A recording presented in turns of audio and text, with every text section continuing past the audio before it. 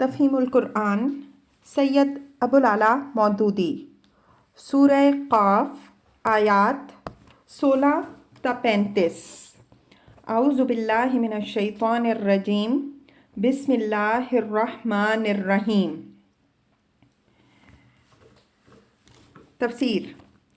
آخرت کے دلائل بیان کرنے کے بعد اب یہ فرمایا جا رہا ہے کہ تم چاہے اس آخرت کو مانو یا اس کا انکار کرو، بہرحال اس کو آنا ہے، اور یہ ایک ایسا امر واقعہ ہے جو تمہارے انکار کے باوجود پیش آ کر رہے گا۔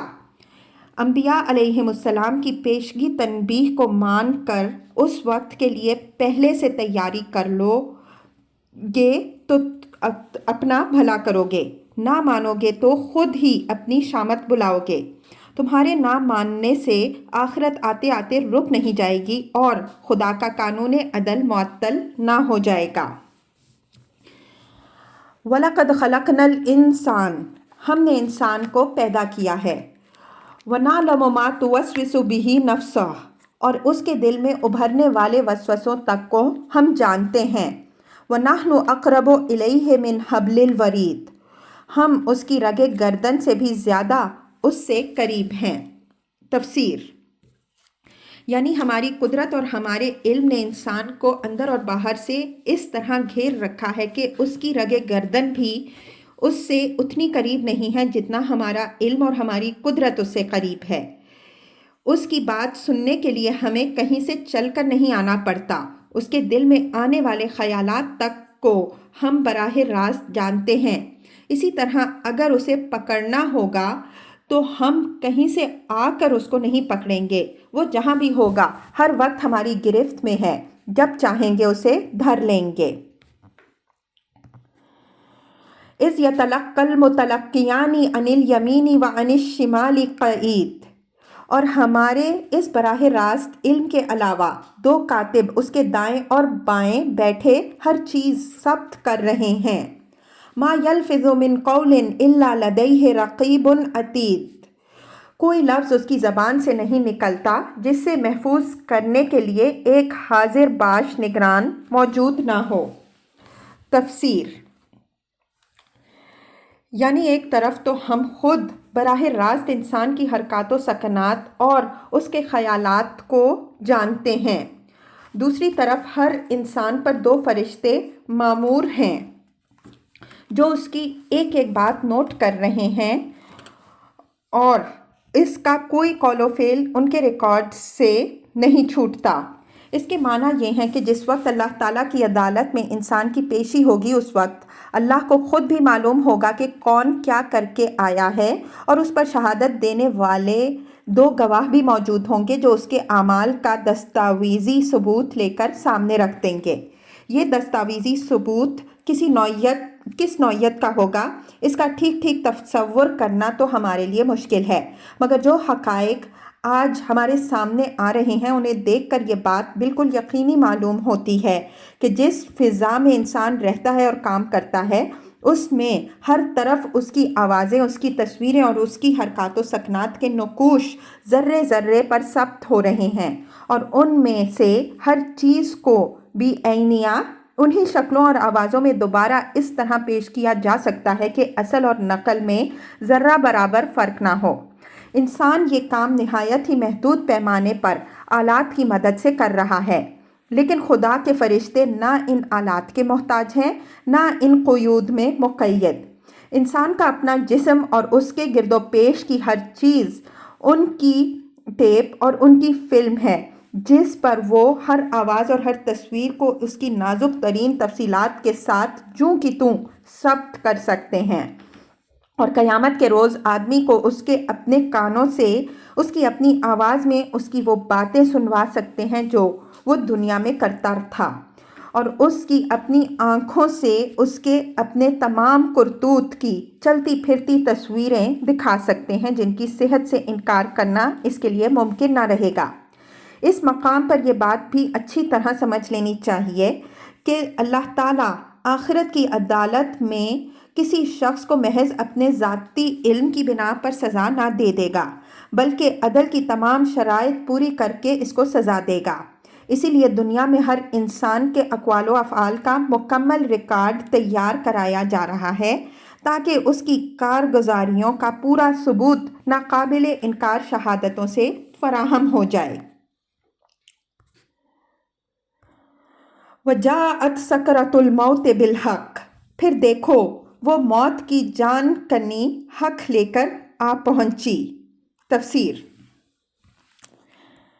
حق لے کر آ پہنچنے سے مراد یہ ہے کہ موت کی جانکنی وہ نقطۂ آغاز ہے جہاں سے وہ حقیقت کھلنی شروع ہو جاتی ہے جس پر دنیا کی زندگی میں پردہ پڑا ہوا تھا۔ اس مقام سے آدمی وہ دوسرا عالم صاف دیکھنے لگتا ہے جس کی خبر انبیاء علیہم السلام نے دی ہے۔ یہاں آدمی کو یہ بھی معلوم ہو جاتا ہے کہ آخرت بالکل برحق ہے، اور یہ حقیقت بھی اس کو معلوم ہو جاتی ہے کہ زندگی کے اس دوسرے مرحلے میں وہ نیک بخت کی حیثیت سے داخل ہو رہا ہے یا بدبخت کی حیثیت سے۔ ذَلِكَ مَا كُنْتَ مِنْهُ تَحِيدُ، یہ وہی چیز ہے جس سے تو بھاگتا تھا۔ تفسیر: یعنی یہ وہی حقیقت ہے جس کو ماننے سے تو کنی کتراتا تھا۔ تو چاہتا تھا کہ دنیا میں بے نتھے بیل کی طرح چھوٹا پھرے اور مرنے کے بعد کوئی دوسری زندگی نہ ہو جس میں تجھے اپنے اعمال کا خمیازہ بھگتنا پڑے۔ اسی لیے آخرت کے تصور سے تو بھاگتا تھا اور کسی طرح یہ ماننے کے لیے تیار نہ تھا کہ کبھی یہ عالم بھی برپا ہونا ہے۔ اب دیکھ لے، یہ وہی دوسرا عالم تیرے سامنے آ رہا ہے۔ وَنُفِخَ فِي الصُّورِ، پھر سور پھونکا گیا۔ ذَلِكَ يَوْمُ الْوَعِيدِ، یہ ہے وہ دن جس کا تجھے خوف دلایا جاتا تھا۔ وَجَاءَتْ كُلُّ نَفْسٍ مَعَهَا سَائِقٌ وَشَهِيدٌ، ہر شخص اس حال میں آ گیا کہ اس کے ساتھ ایک ہانک کر لانے والا ہے اور ایک گواہی دینے والا۔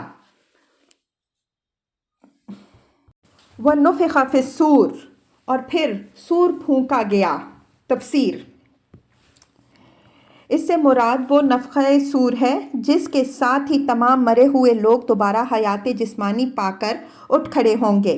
تشریح کے لیے ملاحظہ ہو: تفہیم القرآن جلد اول سورہ انعام حاشیہ 47، جلد دوم سورہ ابراہیم حاشیہ 57، جلد سوم سورہ طٰہٰ حاشیہ 78، سورہ حج حاشیہ 1، جلد چہارم سورہ یاسین حواشی 46 تا 47، سورہ الزمر حاشیہ 79۔ ذَلِكَ يَوْمُ الْوَعِيدِ، یہ ہے وہ دن جس کا تجھے خوف دلایا جاتا تھا۔ وَجَاءَتْ كُلُّ نَفْسٍ مَعَهَا سَائِقٌ وَشَهِيدٌ، ہر شخص اس حال میں آ گیا کہ اس کے ساتھ ایک ہانک کر لانے والا اور ایک گواہی دینے والا ہے۔ تفسیر: اغلب یہ ہے کہ اس سے مراد وہی دو فرشتے ہیں جو دنیا میں اس شخص کے قول و عمل کا ریکارڈ مرتب کرنے کے لیے مامور رہے تھے۔ قیامت کے روز جب سور کی آواز بلند ہوتے ہی ہر انسان اپنے مرکز سے اٹھے گا تو فوراً وہ دونوں فرشتے آ کر اسے اپنے چارج میں لے لیں گے۔ ایک اسے عدالت گاہ خداوندی کی طرف ہانکتا ہوا لے چلے گا اور دوسرا اس کا نامہ اعمال ساتھ لیے ہوئے ہوگا۔ لَقَدْ كُنْتَ فِي غَفْلَةٍ مِّنْ هَٰذَا، اس چیز کی طرف سے تو غفلت میں تھا۔ فَكَشَفْنَا عَنْكَ غِطَاءَكَ فَبَصَرُكَ الْيَوْمَ حَدِيدٌ، ہم نے وہ پردہ ہٹا دیا جو تیرے آگے پڑا ہوا تھا اور آج تیری نگاہ خوب تیز ہے۔ تفسیر: یعنی اب تو تجھے خوب نظر آ رہا ہے کہ وہ سب کچھ یہاں موجود ہے جس کی خبر خدا کے نبی تجھے دیتے تھے۔ وَقَالَ قَرِينُهُ هَٰذَا مَا لَدَيَّ عَتِیدٌ، اس کے ساتھی نے عرض کیا یہ جو میری سپردگی میں تھا حاضر ہے۔ تفسیر: بعض مفسرین نے اس کا مطلب یہ بیان کیا ہے کہ ساتھی سے مراد وہ فرشتہ ہے جسے آیت نمبر 21 میں گواہی دینے والا فرمایا گیا ہے۔ وہ کہے گا کہ یہ اس شخص کا نامہ اعمال میرے پاس تیار ہے۔ کچھ دوسرے مفسرین کہتے ہیں کہ ساتھی سے مراد وہ شیطان ہے جو دنیا میں اس شخص کے ساتھ لگا ہوا تھا۔ وہ عرض کرے گا کہ یہ شخص جس کو میں نے اپنے قابو میں کر کے جہنم کے لیے تیار کیا تھا، اب آپ کی خدمت میں حاضر ہے۔ مگر سیاق و سباق سے زیادہ مناسبت رکھنے والی تفسیر وہ ہے جو قتادہ رحمہ اللہ اور ابن زید رحمہ اللہ سے منقول ہے۔ وہ کہتے ہیں کہ ساتھی سے مراد ہانک کر لانے والا فرشتہ ہے، اور وہی عدالت الہی میں پہنچ کر عرض کرے گا کہ یہ شخص جو میری سپردگی میں تھا سرکار کی پیشی میں حاضر ہے۔